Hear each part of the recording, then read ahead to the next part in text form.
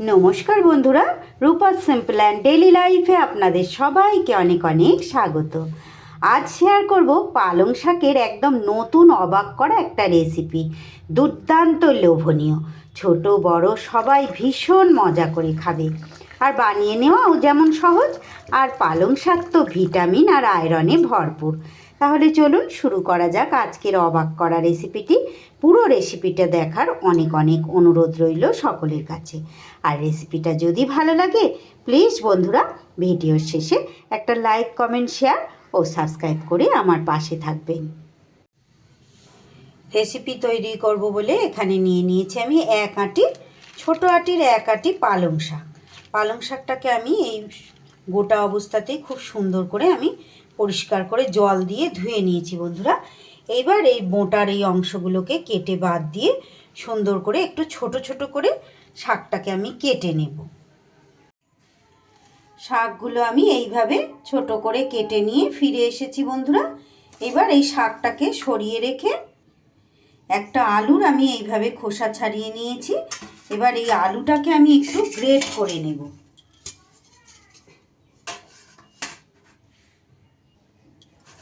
মাঝারি সাইজের আলু আমি একটা নিয়েছি বন্ধুরা।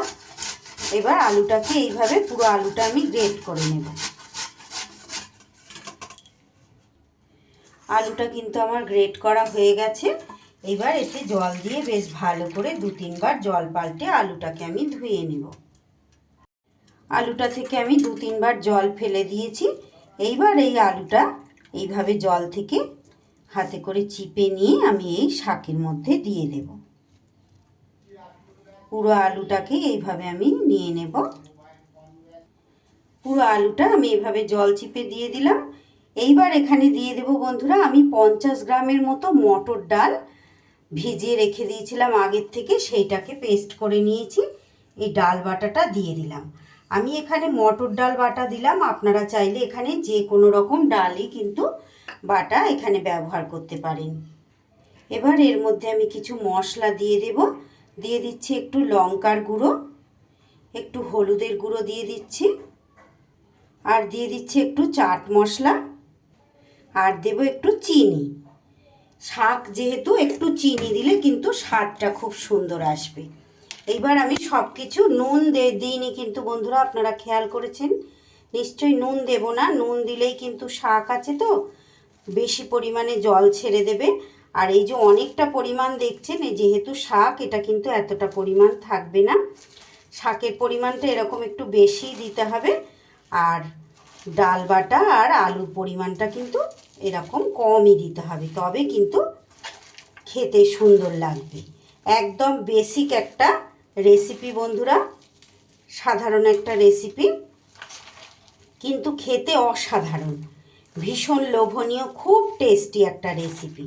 আমার চ্যানেলে নিত্য নতুন রেসিপি পেতে প্লিজ বন্ধুরা আমার চ্যানেলটাকে সাবস্ক্রাইব করুন। পাশে থাকা বেল আইকনটা অল করে দিন, যাতে যে কোনো রকম নতুন ভিডিও আপলোড করলে সাথে সাথে আপনাদের কাছে নোটিফিকেশান পৌঁছে যায়, আর আপনারা সেটা সময় সুযোগ মতো দেখে নিতে পারেন। সুন্দর করে সব কিছু আমি একসাথে এইভাবে মাখিয়ে নেব।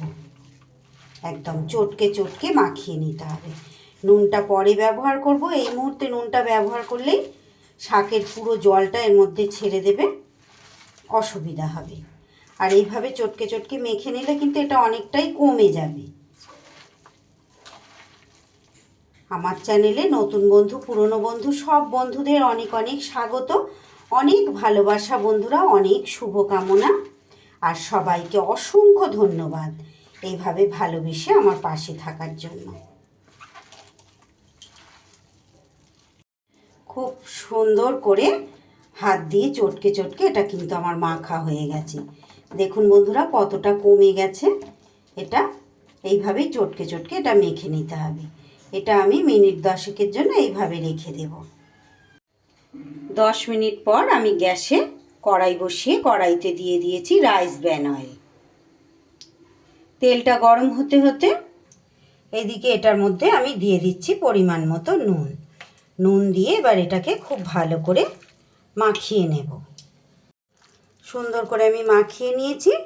এইবার হাতের সাহায্যে এইভাবে গোল গোল করে একটু এরকম চ্যাপটা চ্যাপটা করে তেলের মধ্যে আমি দিয়ে দেব।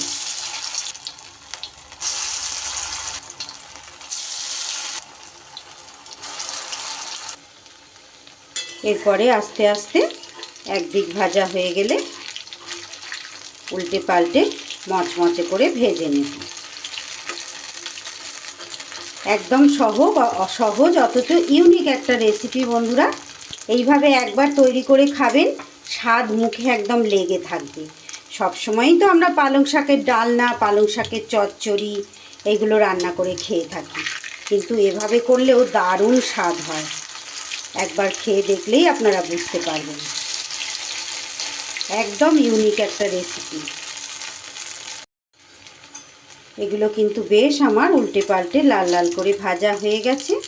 এবার এগুলো আমি তেল থেকে তুলে নেব।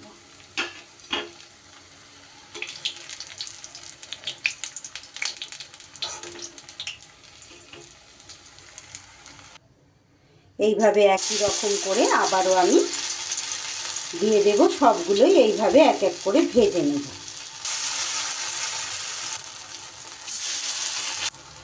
এগুলো ভাজা হতে হতে আমি এইদিকে এবার একটা মশলা তৈরি করে নেব। মশলার জন্য মিক্সির বাটিতে নিয়ে নিচ্ছি আমি 1 ইঞ্চি পরিমাণ আদা, নিয়ে নিচ্ছি একটা টমেটো, স্বাদ অনুযায়ী কয়েকটা কাঁচা লঙ্কা, আর এরই মধ্যে দিয়ে দিচ্ছি আমি 1 চামচ ধনের গুঁড়ো আর 1 চামচ জিরের গুঁড়ো। এই ধনে গুঁড়ো আর জিরে গুঁড়োটা বন্ধুরা আপনারা চাইলে কিন্তু এটা পরেও রেসিপির মধ্যে ব্যবহার করতে পারেন। আমার সুবিধার্থে এটা আমি এরই মধ্যে দিয়ে দিলাম। অল্প পরিমাণ একটু জল দিয়ে মিহি পেস্ট আমি একটা তৈরি করে নেব। সবগুলোই কিন্তু আমার এইভাবে এক এক করে ভাজা হয়ে গেছে। দেখুন বন্ধুরা, এইগুলো কিন্তু শুধু এইভাবে ডালের সাথে বা শুধু মুখে এইগুলো পকোড়ার মতো কিন্তু খেতে পারবেন। দারুণ সুন্দর কিন্তু এর স্বাদ। এবার আমি এই তেলের মধ্যেই ফোড়নে দিয়ে দিচ্ছি একটা শুকনো লঙ্কা, একটা তেজপাতা, দিয়ে দিচ্ছি একটু গোটা জিরে, লবঙ্গ, দারচিনি আর ছোট এলাচ। ফোড়নটা থেকে সুন্দর গন্ধ বেরিয়ে গেলে এবার এই তেলের ওপরে সুন্দর কালারের জন্য দিয়ে দিলাম পরিমাণ মতো গুঁড়ো হলুদ আর একটু কাশ্মীরি লঙ্কার গুঁড়ো। আর এই তেলের ওপরেই এবার দিয়ে দেব যে মশলাটা পেস্ট করলাম সেই মশলাটা। এইবার খুব ভালোভাবে মশলা আমার কষিয়ে নিতে হবে। এই মশলা যত ভালো করে কষানো হবে রেসিপির স্বাদ কিন্তু ততই ভালো হবে। আর দেখলেন তো হাতের কাছে থাকা কয়েকটা মশলাই কিন্তু আমি এর মধ্যে ব্যবহার করেছি। মশলা আমার বেশ সুন্দর করে কষানো হয়ে গেছে। দেখুন মশলার মধ্যে একটুও জল ভাব আর নেই, তেলটা মশলা থেকে আলাদা হয়ে যাচ্ছে। এইবার এই পর্যায়ে আমি দিয়ে দেব আগে থেকে ফেটিয়ে রাখা একটু টক দই। টক দইটা দেওয়ার সময় অবশ্যই গ্যাসটা কমিয়ে দেবেন, নতুবা বন্ধ করে দেবেন। তারপরে দেয়া হয়ে গেলে এইভাবে মিশিয়ে নিয়ে আবার গ্যাসটা জ্বালিয়ে দিতে পারেন।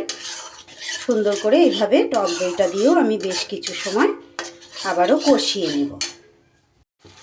এবার আমি এর মধ্যে দিয়ে দিচ্ছি পরিমাণ মতো নুন, আর দিয়ে দিচ্ছি বন্ধুরা স্বাদ ব্যালেন্সের জন্য সামান্য একটু চিনি।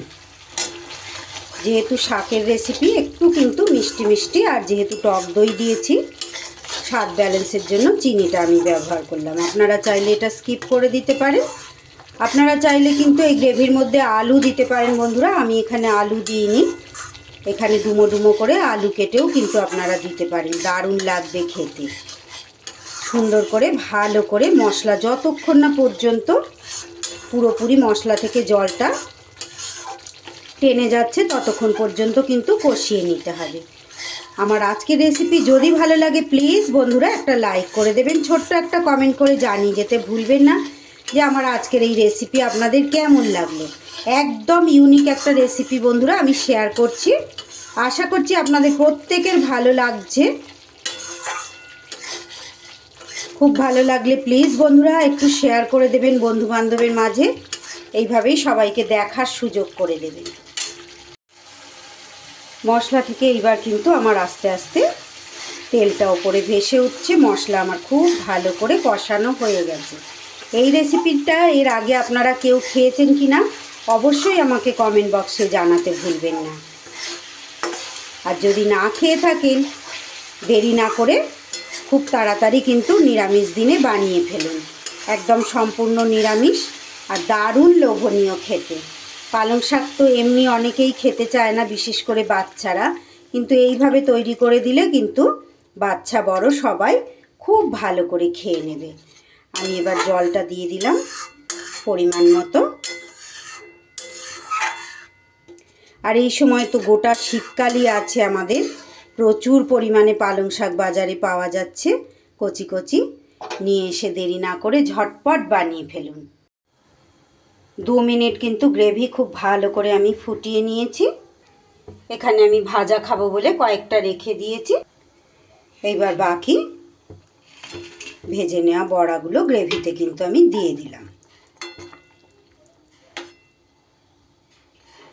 আবারও 1.5 থেকে 2 মিনিট আমি বেশ সুন্দর করে এটা রান্না করে নেব। সুন্দর করে আমি 1.5 থেকে 2 মিনিট এইভাবে রান্না করে নিয়েছি। এইবার আমি দিয়ে দিচ্ছি 2টো চেরা কাঁচা লঙ্কা, সুন্দর একটা ফ্লেভার হওয়ার জন্য। আর দিয়ে দিচ্ছি একটু ধনেপাতা কুচি। রেসিপিটা কিন্তু আমার একদম রেডি হয়ে গেছে। এইবার গ্যাসটা আমি বন্ধ করে 5 মিনিট রেস্টে রেখে দেব। এই যে গ্রেভিটা দেখছেন বন্ধুরা, এটা কিন্তু অনেকটাই টেনে নেবে, নিয়ে একদম মাখা মাখা এটা হয়ে যাবে। এবার দেখুন বন্ধুরা কতটা লোভনীয় হয়েছে, আর স্বাদ সত্যি অবাক করা স্বাদ। এবার গরম গরম ভাত বা রুটির সাথে জাস্ট জমে যাবে।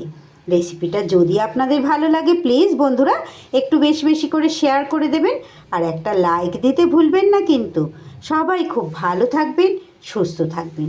আবারও ফিরে আসছি আগামী দিন নতুন রেসিপির সাথে। ধন্যবাদ।